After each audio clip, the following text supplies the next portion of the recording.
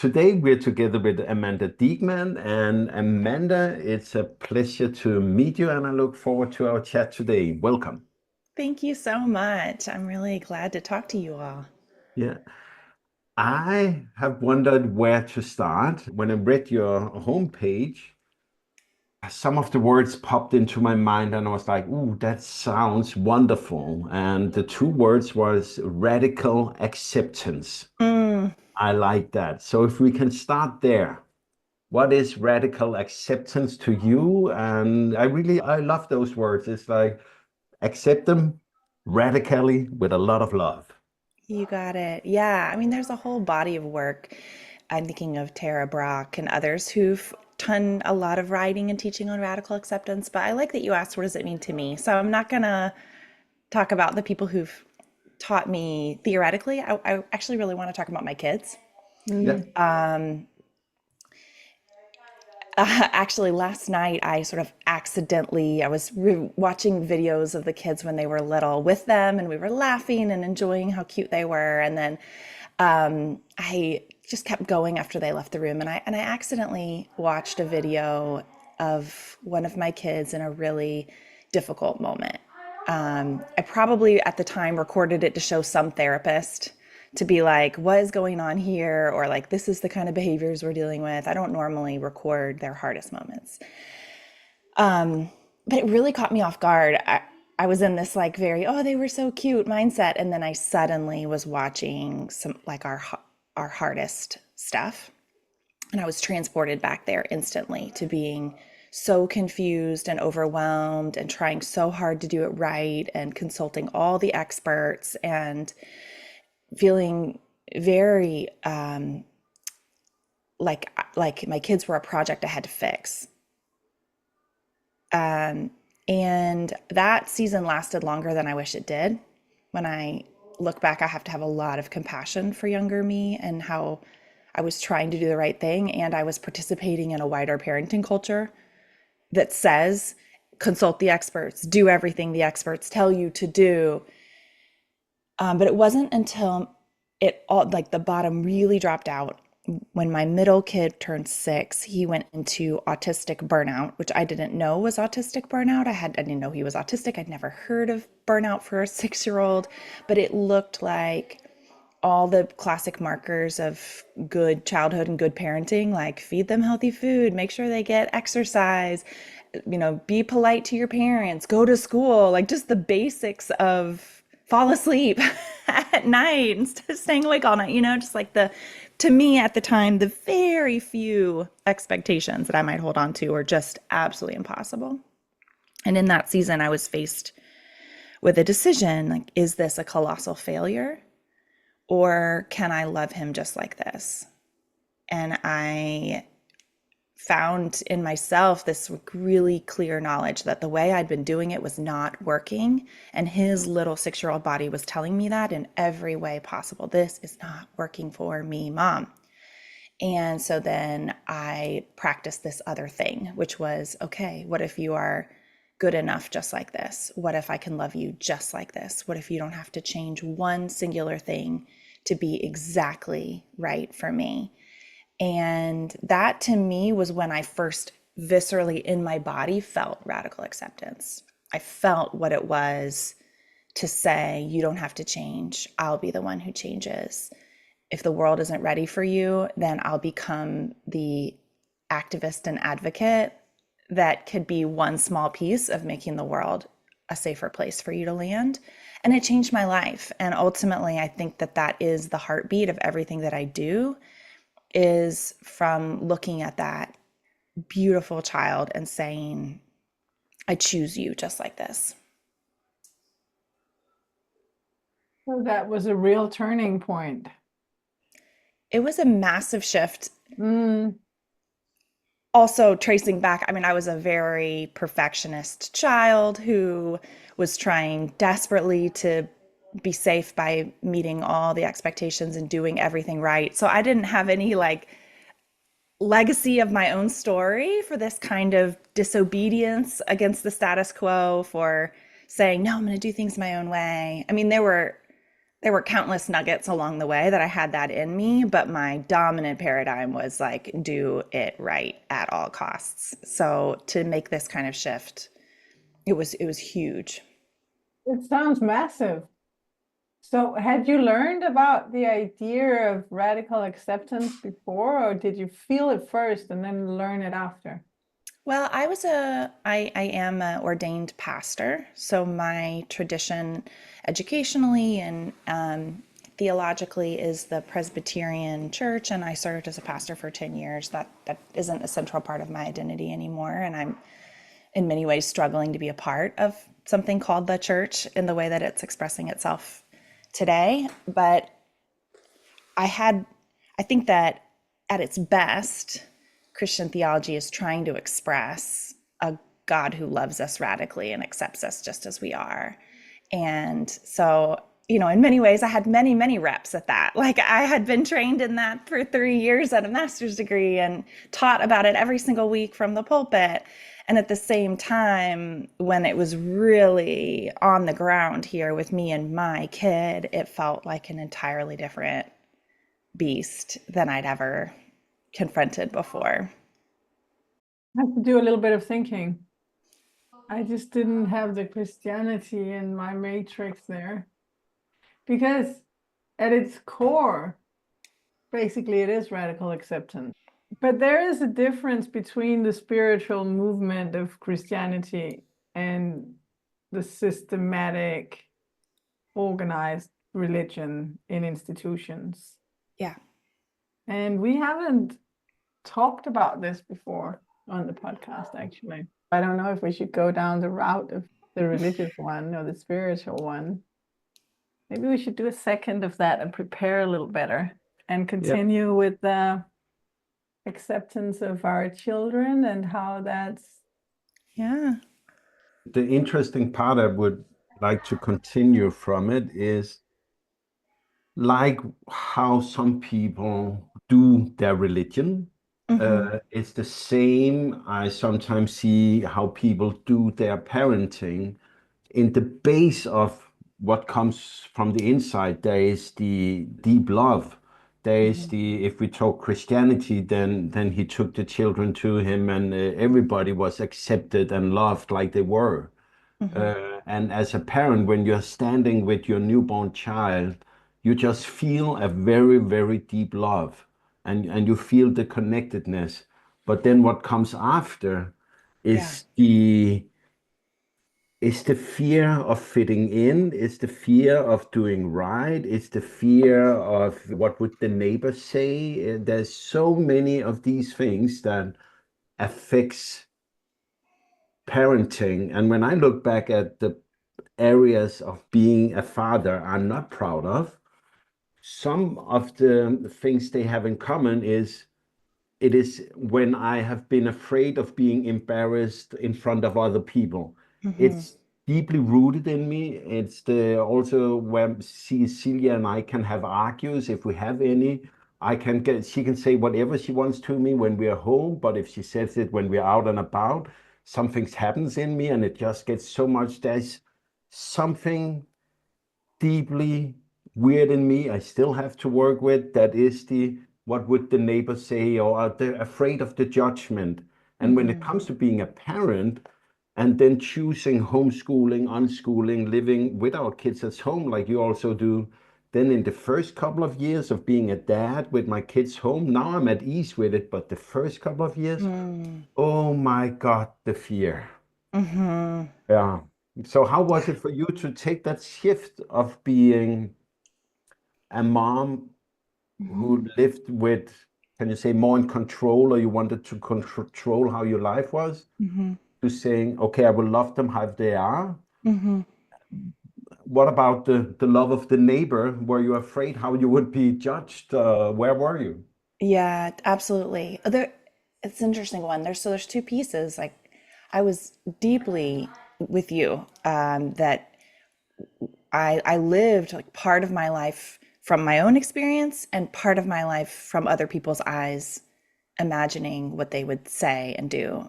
Even in our own home, I would imagine, well, what if someone saw this? Or what if they did this when someone saw? Or, and so even when I should have been safe from that gaze, I brought it in myself. And it was really crippling to my innate wisdom, to my ability to trust myself, which I think is one of the biggest things that's been stolen from us. I don't want to blame individual parents for this reality, although, our own story obviously comes into play and we do have agency here. But man, as a parenting culture, from the beginning, especially I'm speaking as an American, when we are first going to the pediatrician's office, even before our babies are born, when we're just kicking ideas around with fellow pregnant people, there is such a pervasive sense of there is one right way to do this. Are you going to be a good mom? Are you going to get it right? And if you get it wrong, the judgment is really intense here. And What does it look like to get it right? I'm just culturally curious how different. I mean, I don't know how different it really is. Right. Well, I mean, it's very hollow. So getting it right typically here looks like your kids obviously go to school, but they do well in school. They both get good grades, but are also sort of simultaneously popular, well liked, with lots of friends, getting invited to everybody's birthday party, maybe a leader in class. And then at the same time are involved in a couple of well-chosen, well-balanced extracurricular activities that they genuinely enjoy. I mean, it's impossible. Like, as I'm casting this, you're probably like, wait, this is not a thing. It's not a thing, No, but it's they can't all still, be leaders, for example. no, they can't all be leaders. Exactly. It doesn't work like that. No. And then at home are respectful, responsible, kind of do things the first time they're asked around the house, kind to their siblings, um, growing towards independence and getting a good job one day. And Sounds a little stressful. Sounds right. international, though. I mean, Also isn't it the international. same Yeah. we would expect for Yeah. children in Europe? It's the same. The same pictures. It's not that. Okay, well, that's good to check. It could be maybe it could be that the reality looks different or the way to handle it looks, but it looks like it's the same There's a difference of general the idea. extracurricular thing that we saw when we visited the States versus in Denmark, where it's more you bike there yourself. There's not There's a lot of differences, Yeah. but this getting it right, doing it right, how is the successful child? Mhm. Kind of the same. Mhm. Roughly the same. Roughly, yeah.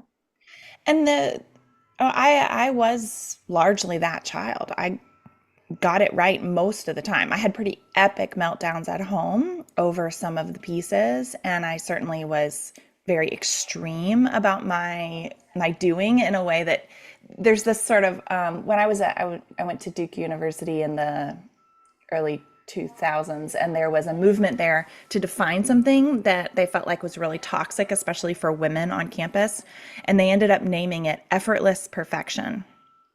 That was what was supposed to be done, that you're supposed to get it all right, but never break a sweat, never let them see you struggle. And that was something I was never particularly good at, the effortless part. Like, it took me a ton of work to achieve that level of perfection, but I was going to do it one way or the other. And I married a college professor, kind of like at the top of traditional academic success. And so, everything pointed to us at least trying to live into this vision of goodness. And yeah, at the same time, when you talk about neighbors, it's so great, because then this other thing was happening.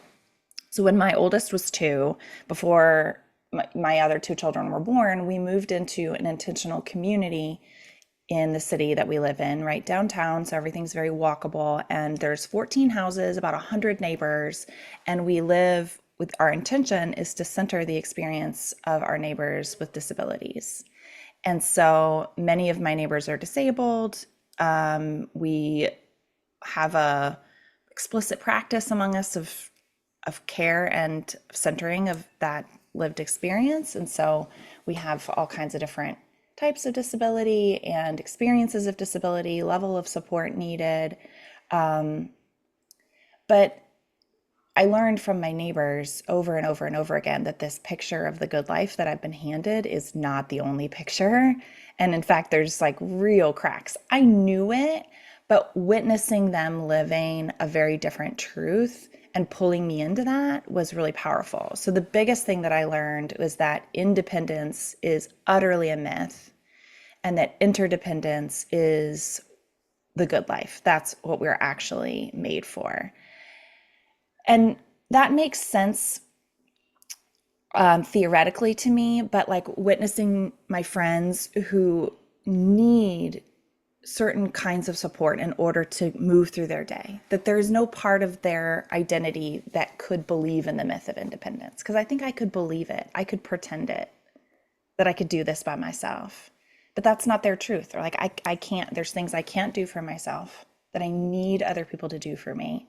And witnessing that neediness between them as the most beautiful expression of humanity, like what better way is there to be in the world than to deeply need other humans?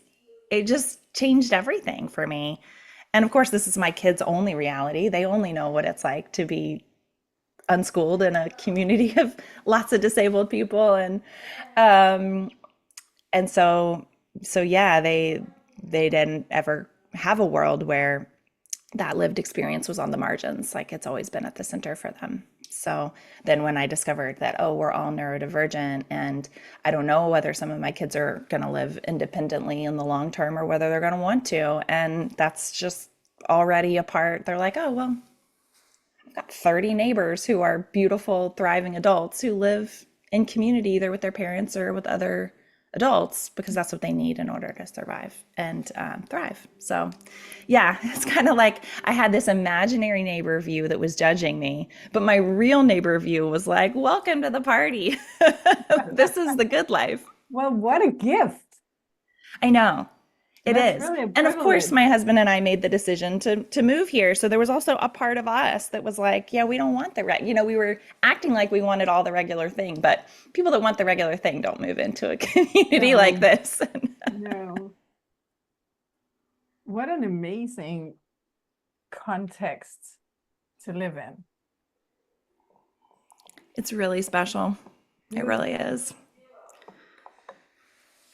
I was thinking about, you said when your second child was 6 years old, he had a autistic burnout. What does that mean? I don't think all my listeners know what it means, and I don't think I could define it. So maybe we should clarify what that Yeah. actually looks like, because that was your big turning point, right? It was. Yeah. Yeah. And context, it was also in the fall of 2020 when Ugh, all of our supports Oh my. fell when out. everything fell apart. Yeah. Right. So it's not a coincidence No. that that happened for us. In fact, I know a pretty massive cohort of kids who went through a similar experience. Their families didn't know they were autistic. They'd been just kind of like struggling along. We had a lot of supports. We had speech therapy and occupational therapy and a babysitter and a really lovely play-based preschool. It was all great. And I think that's what was kind of like holding life together. And then when all of that fell apart and we were just home together, it was really, really difficult. So autistic burnout is a fairly new concept. The research is maybe in the last 10 or 15 years. And I think that now we're expanding it to neurodivergent burnout as it seems like it's not a uniquely autistic experience. And probably, so it has three characteristics. Burnout tends to come with a rapid or sudden decrease in skills. So for an adult, it might look like you can't cook dinner anymore, you can't do a meeting, can't take notes, that kind of like you just the things you used to be able to do, you just can't. For my kid, he couldn't play in any kind of back and forth manner. He couldn't eat, like it almost always impacts basic needs. So he had a narrow, but not that narrow diet. And he went down to only being able to eat pretzels and Nutella in that period of time. For a couple of months, that's all he could eat. And then he couldn't leave the house. He could hardly leave his room. He couldn't talk anymore. He had been very verbal, and then lost all that verbal communication. So that's the first piece. And it looks different for everybody, but it's either like a patterned decrease over a pretty short period of time, or like for us, it was from one day to the next. Just one day he had the skills, the next day, boom, it was gone. The second piece is pervasive exhaustion. And again, for adults, you kind of expect that to be like laying in bed or you wake up in the morning and you still feel tired. But for a kid, it looked like his emotional register just, there was nothing in the tank. So any tiny provocation led to just a huge overflow of explosion. And then the third piece is a dramatic increase in sensory sensitivity or sensory volatility. So that just is like really on the body level, the brain is no longer able to process that a level of stimuli. So for him, he couldn't listen to us breathing or like the tiny little mouth noises that you make as you're preparing to speak, things like that. Those were no longer tolerable. For a lot of kids, they can't wear clothes. They'll have to be naked for long stretches of time. Lights, having only a dark cave-like room is the only possibility for functioning. So it's a really severe reality for those of us who experience it. But like you pointed out, it's also really hidden. For most people whose kid goes into autistic burnout, they don't know what it is when it starts. And that was our reality as well. You figure it out as you're like, what is this? I have Yeah, it no sounds like almost category. if you are a parent to it, you would be like, you would be freaked out, and Mhm. if you don't have the tools, you might even just think my kid has gone mental, Mhm. and there's something wrong, and I need to fix it Right. immediately, drug it, do something, fix Right. it. I can't just let this happen. It was No, the feeling. Yeah. yeah, Right. Which made it all the more difficult to do the thing that I actually needed to do, which I think this is important to say for burnout. It can look also depending, if like a teenager, you would think, ooh, this is serious, massive depression. And it's often co-occurring with depression and anxiety. But what's really important is that the treatment is almost the opposite of what you would do with either depression or anxiety, and that pursuing traditional treatment is really destructive for the person who's trying to heal, because burnout is essentially like too much for too long. And what you need to do is give that person a really substantial, I call it a cozy nest, but like a really substantial margin for them to, if the sensory stimuli is too much for them, let it go. Don't try to like push their edges. They need a really wide berth around them of like, we will not cross your boundaries. We will keep you safe. And if I, if you pushed your teenager into some sort of a inpatient treatment, or you have to talk to somebody about this, or opposite action, which is a classic for depression, your body says rest, well, that means you need to get up and move. All of those things would be really unhelpful for that person, and can be what exacerbates it beyond just a really scary and difficult time, but not a life ending time, but it can easily tip yeah. in Amanda, to those be moments. honest, as a dad, part of me, when I look back, would have handled it with a lot of shouting. Mm. And just to say it like it is, because there's probably someone out there who's like, how can you give that amount of space and have that amount of trust? Because my own Inadequate. inadequate, yeah, difficult word for me. my own lack of being able to fix it would come out as aggression maybe, or like Yeah. trying to shout the child to at least behave, or something. So and I think many people have that. Mm-hmm. So how was it to break the put a break on the I need to fix this right now, and I Mm-hmm. cannot fix it with force, but Right.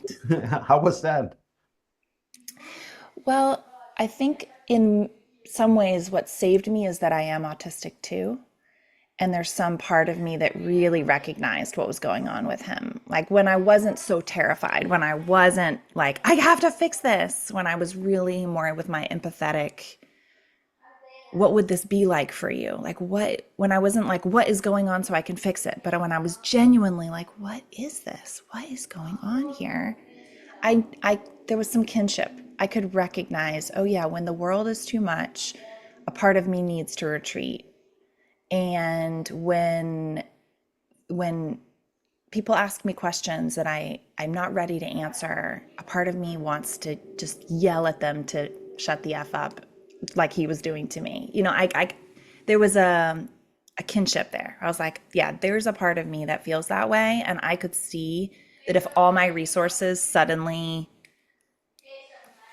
left me Yeah. overnight, I would be only that part. That's all that would be left. And that really helped. I mean, it was a big part of how I got diagnosed and how he got diagnosed as I went down a rabbit hole of like, wait, if you are, then I am. And so we ended up both getting diagnosed autistic a month apart. And the other thing that really helped me is that I began to see, so I just tried some stuff because, like, what can you do? Of course, I tried a lot of wrong things. Like, I tried forcing him into the car. I tried only bringing him food that he wouldn't eat. And, it just, everything escalated. And so I thought, like, what if I just let things go?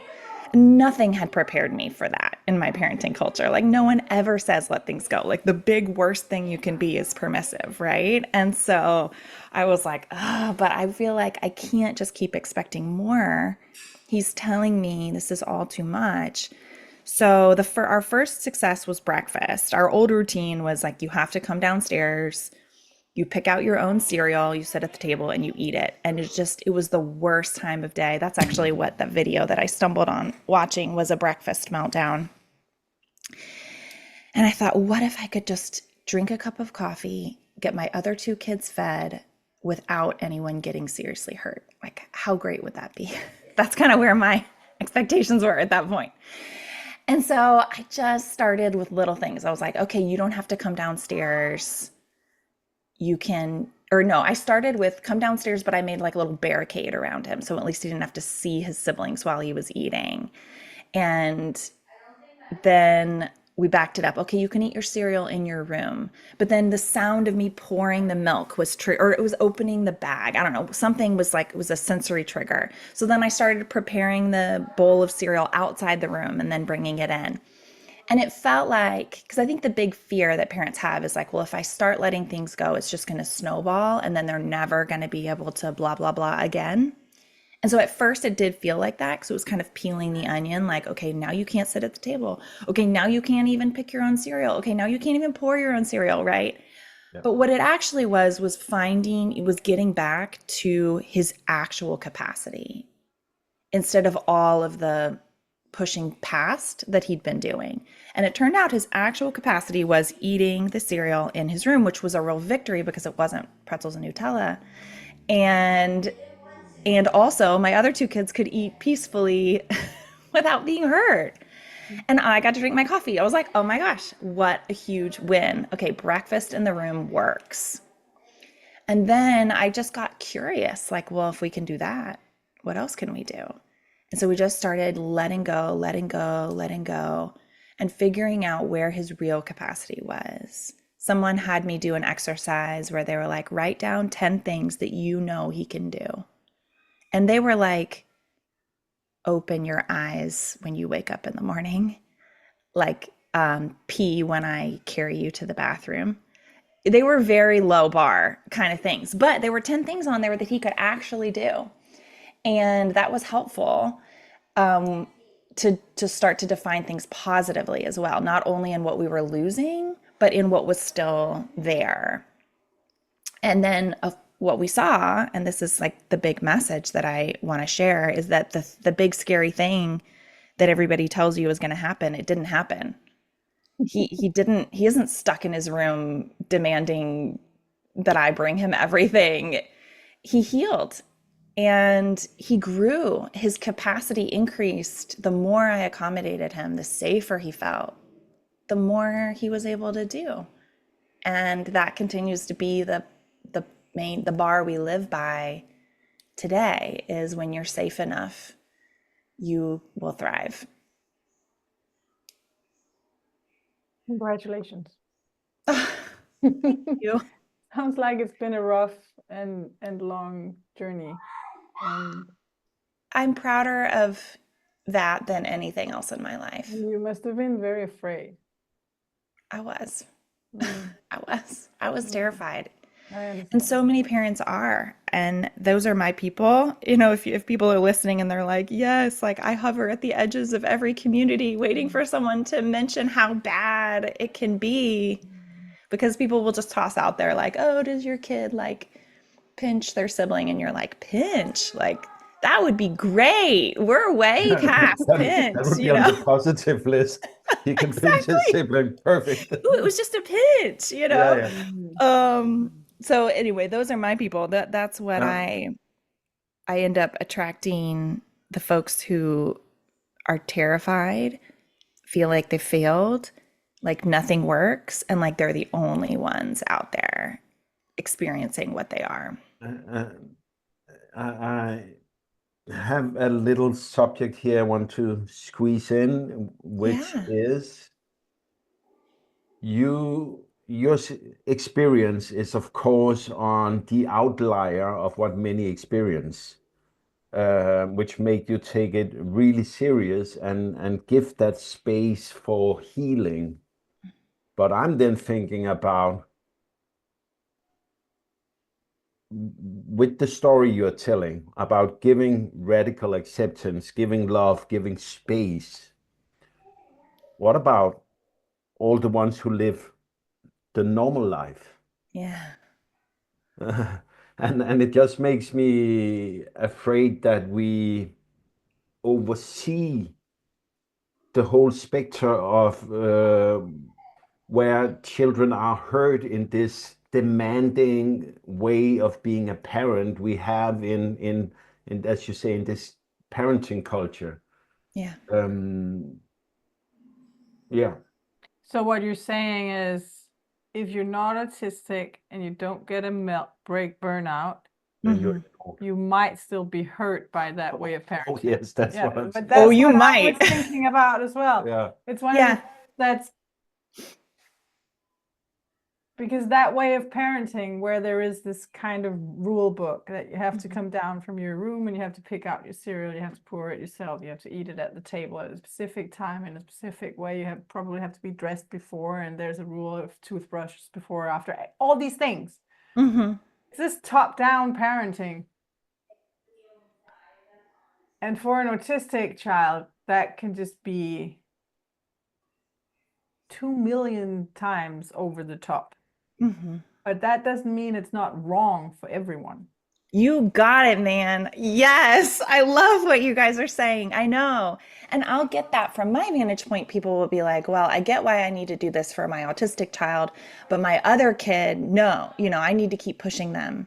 And I'm like, no, first of all, really look at them, because they'll be like, oh, they're doing fine. Well, can we back up and really look? Like, Mhm. how do you, how fine are they? Have you asked them if they're fine? And and even if they say they are, I one of my favorite questions to ask my kids is, what's the worst part? I just want to really explicitly give them permission to tell me what's wrong, because I think that there is, again, and our kids want to please us. They're hardwired to want to make us happy. And some kids, especially if we're talking about these kids that are suffering silently. They're doing well on the outside, and on the inside things are not okay, and they're not, even if they can't imagine a different world where their parents don't control every aspect of their life, but they still know in some part of them that it doesn't feel right, that they want something more. And I've never met a kid that's been highly controlled that I've met with and worked with who hasn't on some level wished that things could be different. So I like to give my kids a lot of permission to tell me the worst part. And where we started with some of these demand drops was around my yelling at them. So like owning that I was doing something I didn't want to. I said, look, I'm yelling at you, or what we called my big voice, because sometimes I don't actually get loud. I'm just really intense. And that is just as scary, even when it's very quiet. So we named it my big voice because I would try to wiggle out and be like, I didn't yell. And they were like, well, it was scary. So, so I said, I'm going to try not to use my big voice. I really, really don't want to, but I need your help. Like, what's the worst part about when I use my big voice? And when I use my big voice, I need you to start to say, like, we agreed you weren't going to do that. So, and then we made, outside of the moment, we made an agreement that if I was using my big voice because they weren't doing something that I thought that they were supposed to do, we agreed I was going to let it go. So then in the moment, if it got hard, I was empowering them with agency to talk back to me. And I think that that's a really small but important shift that parents can make in the beginning as you're deconstructing this hierarchy of parent control, is to, if you want more, right? Like, we can't change the world for parents that don't want more. But I think parents want, some parents, the parents listening to you now, they want more than this, but they've only been given this one paradigm. Is giving our kids a trust our kids, that I've become the parent I have because I became the parent my kids needed. And I trusted them to tell me what they needed. And they knew, man. And they've helped me. And not in a parentified way where I'm putting too much on them or I'm asking them to be my caretaker, or, I own the work. But I trust them in the moment. If they say, you said that we were going to let this go, and now you're forcing me. That was our family language is forcing. If they ever feel forced, then they say, you're forcing me. And that's a reminder that I'm using my power, or I'm using control, and that we're going to back up and we're going to let it go until we have genuine collaborative agreement and they don't feel forced. And if they ever feel forced, then we stop. And I mean, man, giving kids that control and that power, like, they use it for good. I think we have this fear that if we give our kids more control or more power, that they're gonna, go off the rails. And I've not found that to be the case. I mean, certainly they do, but so do I. So we're human. We're allowed to go off the rails sometimes. But on the whole, I think they can really, I've found that my kids can really be trusted to own more power in the family dynamic and to hold me accountable to my best self. Well, if you can let go of a specific way things have to be, then there is more to say that things go wrong. Well, that means you'll have to have a clear idea about what it is when it goes right. Yeah. So if you open that box up a little bit and say, okay, but my idea of what's right might not be the only version of right, well, then it doesn't go wrong when everyone in the family has a voice. I think it's funny how even in this conversation we're having with each other and we're clearly on the same page, we still use this language, kind of, we allow our children to have some power, whatever, we let them have control as if it was ours to take. I mean, there's something wrong with the whole linguistics of it. And I know you don't think that way, actually. It's just the way we can somehow get it. But it's hard because it's such a deeply rooted way of thinking about children and parents and our responsibility and our role. And so I get it. I'm not criticizing you, me, or anyone else for using this language. It's just, it's in there in the language, and it's funny to look at.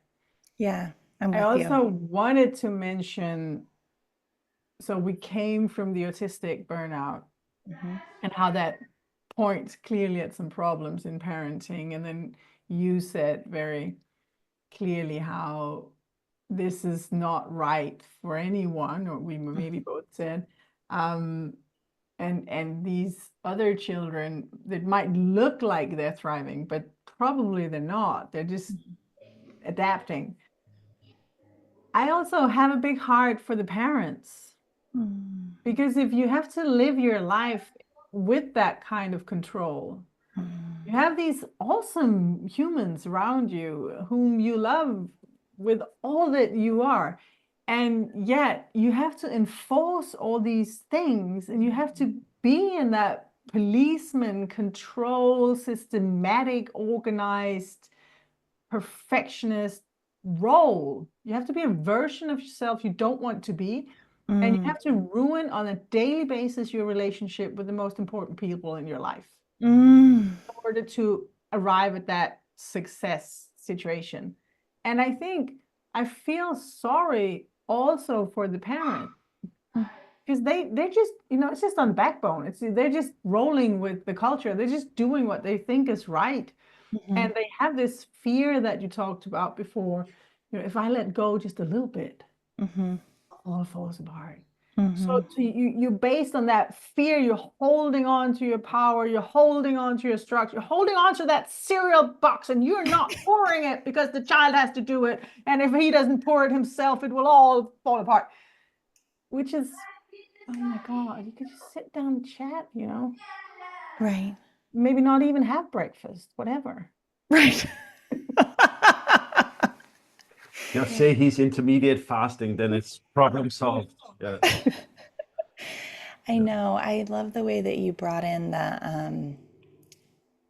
the cost to the parents of like you're destroying the relationship with the most important person in your life. I think that that is so true. It also is destroying your relationship to your own intuition. I think a lot of parents have an urge to let things go, and then they shove it down with a lot of shame and, oh, I can't do that, and fear. And then that deep intuitive sense of like, this doesn't really matter. This, why would this relationship need to be one of like zero sum game?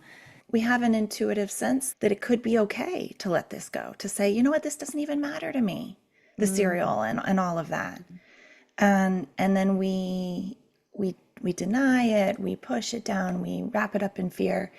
And so then we're less and less connected to ourselves as well. We're also destroying our relationship to our own intuitive knowing.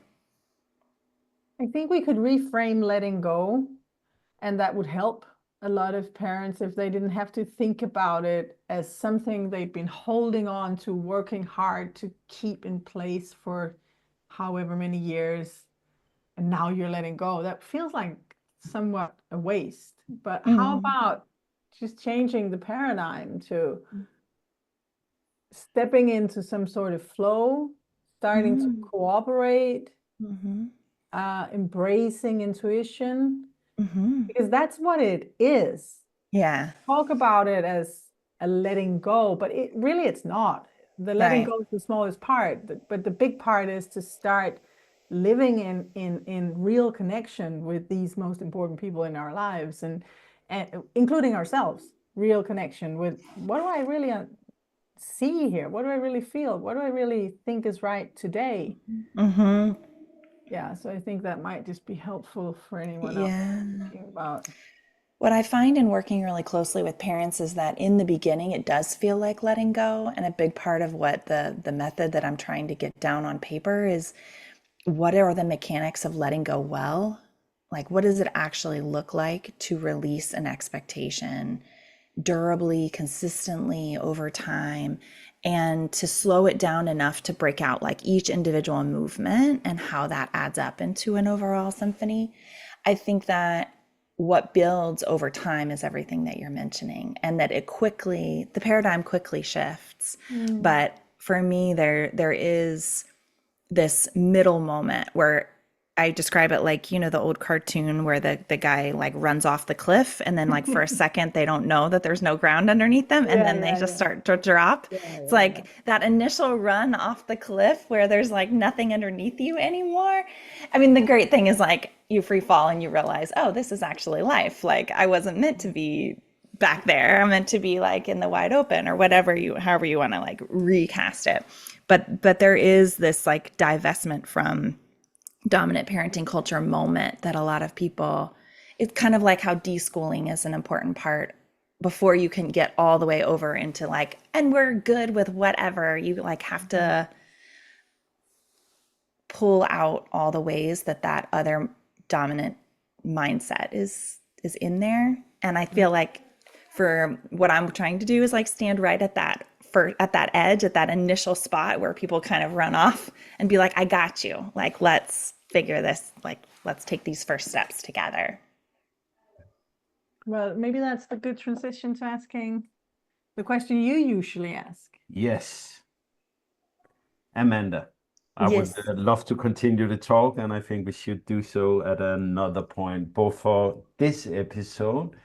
Um, then some of the things we have talked about, you call low demand parenting. And if Uh-huh. people want to get to know more about you, the work you do, and low demand parenting, where should they go? Where do they find you, and how to get hold of you?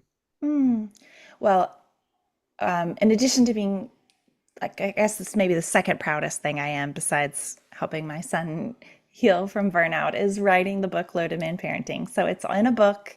It's only in English, but there's print, Kindle, and audiobook versions all over the world. And slowly but surely working on translation into a couple of other languages.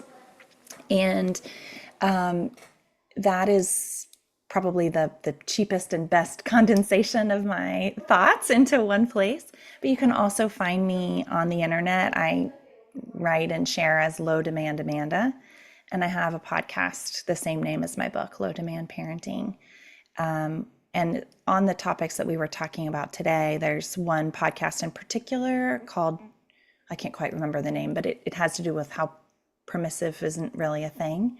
And it's my deconstruction of like how the original research came up to believe that this was permissive, and then why I don't think that matches with modern neuroscience. So if people are like, wait, but I I do think this is a problem, that might be a place to dig a little deeper and learn a little bit more about how we've been conditioned to believe it is. That's wonderful. I will put the links in the show notes. Absolutely.